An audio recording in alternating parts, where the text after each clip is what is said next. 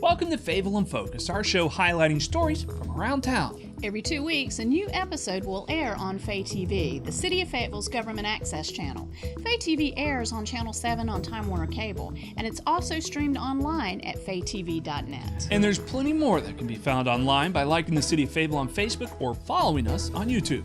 Starting out our show this week, we'll take a look at some of our recent happenings in our Fayetteville in 5 news segment. And in our feature story, I'll take a look at some of the programs and initiatives the city has to help local and disadvantaged businesses. And wrapping up the show, I'll be out and about at Festival Park with a preview of what's to expect at this year's Dogwood Festival. So, can you give me a little bit of a sneak peek of what we can expect in the this week's episode? Lots of great entertainment. A lot of great entertainment, especially if you're a child of the 80s, I understand. I'm not telling my age, but hey, I'm in for it. All right, well, why don't we get started with the show? The Technical Assistance Panel, also known as the TAP, works for the Urban Land Institute Triangle Council, and they recently presented their recommended strategies for leveraging the planned NC Civil War History Center. The city has been chosen as a recipient of this assistance program, which provides impartial and expert advice on a discrete and well-defined problem. The TAP process is typically an intensive 2-day process where a multidisciplinary panel explores market potential, land use and design, financing and development strategies, and organization and implementation. For this TAP project, the city has asked, what measures can the City of Fayetteville take to better connect the proposed Civil War History Center to the Haymont Business District and to the other cultural amenities in downtown Fayetteville? Some of the recommendations they came back with include leveraging historic assets, create a sense of place, and create a neighborhood conservation overlay district. Extend neighborhood commercial zoning towards downtown, increase density, and attract diverse commercial and retail opportunities. Improve options for pedestrians by providing more sidewalks, crosswalks, signs, and pedestrian safety devices. Reduce the lanes of Hay Street, Morganton Road, and Fort Bragg Road to improve safety and provide more options for parking and walking. Create a drop-off location for the Cape Fear Regional Theater. Create a unified image for the Haymont Village Center and surrounding area. Connect the Civil War History Center that is in the pre-planning stages to the Haymont area. The History Center is expected to generate on- and off-site expenditures of $5 million annually and a projected annual visitation of 105 to 130,000 people. There's some opportunities to kind of think about how to reposition a couple parts of the center to really focus on that connectivity and that pedestrian edge that is so important in urban life and street life. So a lot of our thinking is how do we celebrate that sense of place? And you can celebrate it by looking at what's there and adding to it, improving its circulation, improving its physical place, what it looks like, what it feels like, and ultimately by increasing its pedestrian experience.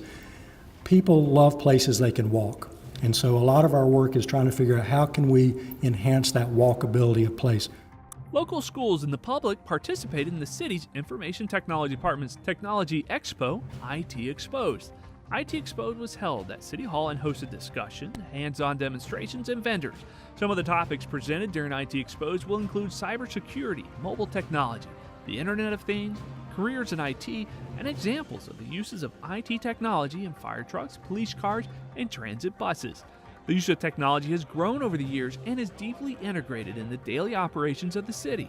The goal for the expo is to expose city staff and the community to the technology of today and some of the ways technology supports city services and promotes efficient operations.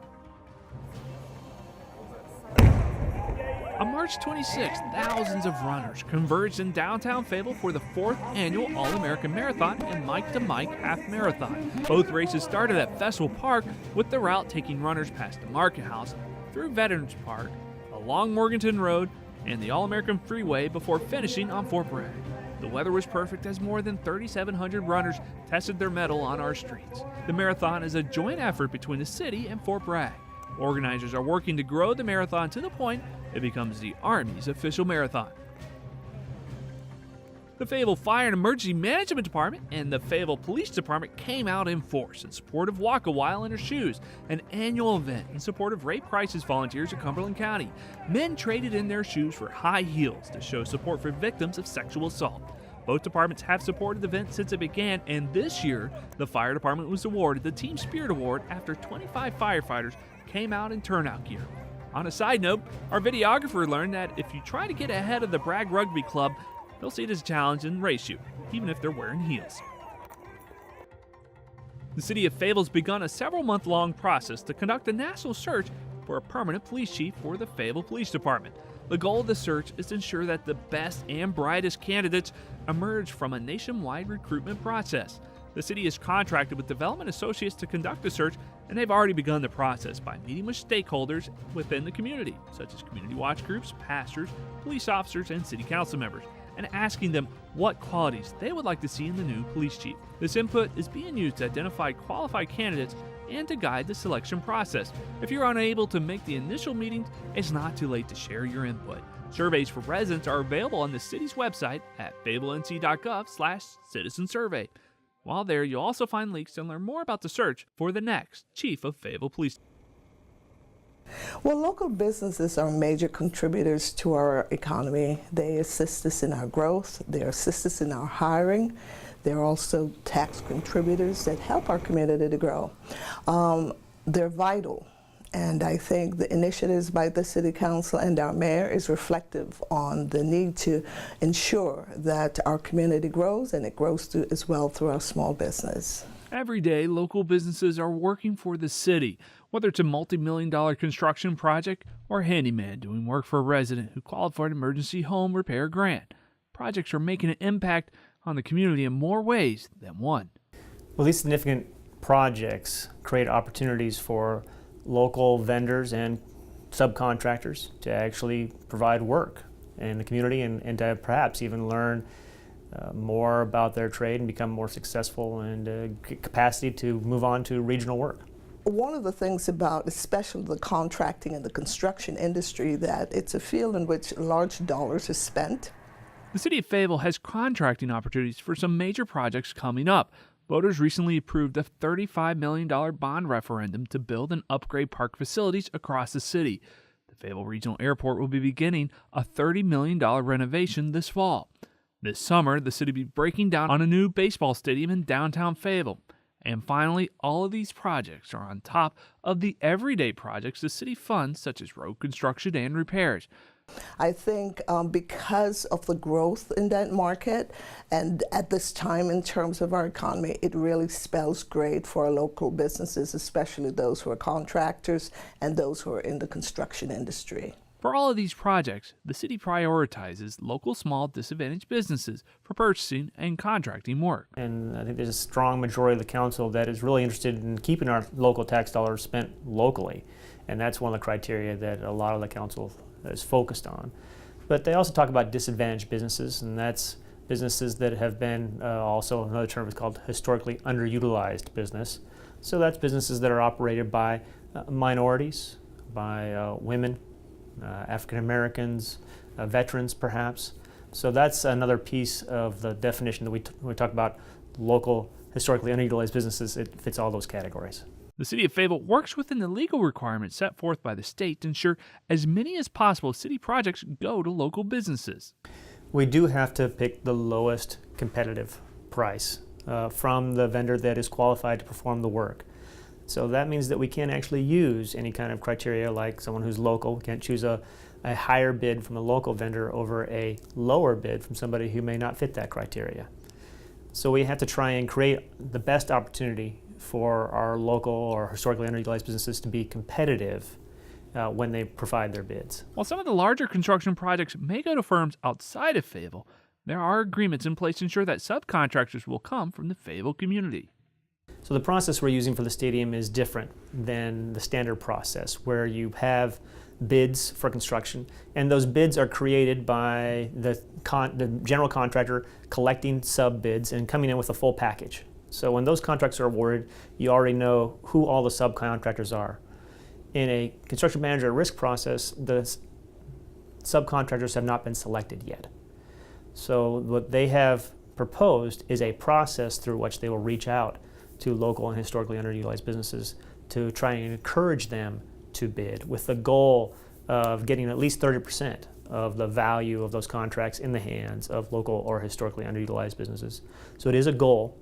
It's a goal that they've met and exceeded in other jobs that they've brought as examples, and something that we hope that they can do here. But again, they're restricted by that state law, which says that when they do their subcontract bids, they have to actually select the lowest competitive price. The city also supports businesses by providing grants and loans to help grow the number of businesses within the city limits. The Community Development Department manages programs including the Facade Improvement Grant, the Small Business Retention Grant, the Small Business Development Grant, and the Business Assistance Loan Program. When it comes to helping local businesses, most of our efforts are in partnership with local nonprofits to try and get them the tools and educational pieces or the information they need to be successful. So we do outreach. We want to make sure that they're aware of the opportunities, and then we also want to make sure that they're aware of the process that they have to go through in order to be qualified as bidders, in order to be able to submit their bid and be successful. So I think not only are the opportunities important, but the how can I help you if you're not yet there. Business owners can also go to the city's website, fayettevilleNC.gov, and sign up for email notifications and see what contracts and bids are currently available. We have a website on the City of Fayetteville website, which is under How Do I, and then you go into purchasing contracts, and it will tell you how to register as a vendor, and they also give you how to do business with the City of Fayetteville. We have a what we call the e-notification, where you go in and you will sign up with your email address, and it will prompt you at that time to confirm that you have received that email address, and you can, at that point, is that you will be provided with any bid that is posted on our website. The information support, the brokering the support, and also providing the outreach are so very critical to these businesses, especially at this time. Oftentimes you'll hear the smaller contractors will say, well, you know, I'm wearing all the hats, I didn't get this information. And what we want to ensure is that we're not having someone come in and says, you know, I could have, I should have, but I didn't know. We want to make sure that we're reaching out and tapping into those very small, even what we would consider micro small businesses, that are those companies that with less than 5 full-time employees but hire as needed.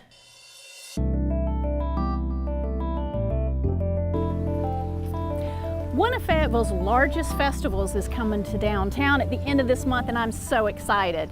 I'm out and about today with Sarah Suggs from the Dogwood Festival, and she's going to give us some highlights of what we can expect this year. Sarah, what's going on with the Dogwood Festival this year? Well, it's going to be the 4th weekend in April, April 28th through the 30th. And as usual, you can expect plenty of vendors, entertainment, anchored attractions, a midway, duck derby, so many different things this year. And we've actually expanded our footprint to include past the Market House down Gillespie and Green Street. So we have an active artist area with some local artists here in Fayetteville.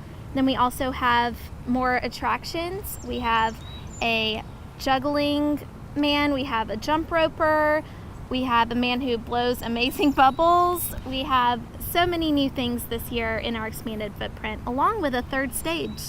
That's why it's one of my favorite festivals, because there's so much to see and do. And my favorite part of the festival is all of the musical entertainment. Tell us a little bit about that.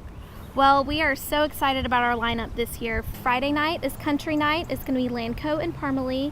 Saturday night is Rock and Roll with classics Winger and Skid Row. And then Sunday we have jazz and our Fayetteville favorite, Lotus Sun. And then we also have 2 additional stages. We have our Street Fair stage, which has tons of Fayetteville local artists. And then we also have our brand new stage. It's going to be a 3rd stage with R&B, blues, soul, and then on Sunday is a day full of jazz. When festival goers come downtown, is the parking free? Is there a designated area where they need to park? There are plenty of designated city lots that are actually free on the weekends, and we also have the Sistell parking lot, the county courthouse parking lot, and the new parking deck. And the best part about the festival is that it's free. All the entertainment is free. You're going to have some cost for your food and drinks and the vendors, of course, but all this great entertainment is free. Where else can you find that? Absolutely. We are so excited to have this event the 4th weekend of April. So come on down April 28th through the 30th for food, fun, drinks, and entertainment to celebrate 35 years of fun. We'll see you there.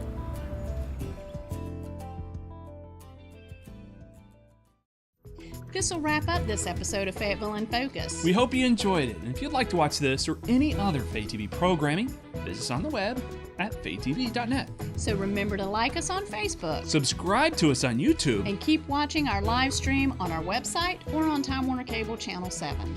Thank you for watching FayTV.